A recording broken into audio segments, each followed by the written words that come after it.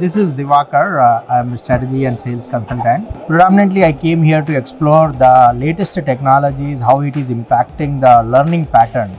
And I really have amazed to see so many new things which have been introduced in terms of artificial intelligence, robotics, and the students' aptitude, the way they perceive learning.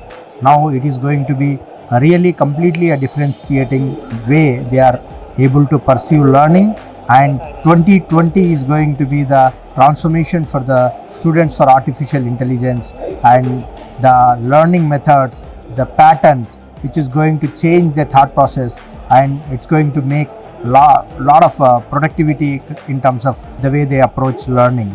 So I really amazed with the event. There's so many players showcasing their technologies, products, solutions to so many schools, and parents have visited. Thank you so much for this event.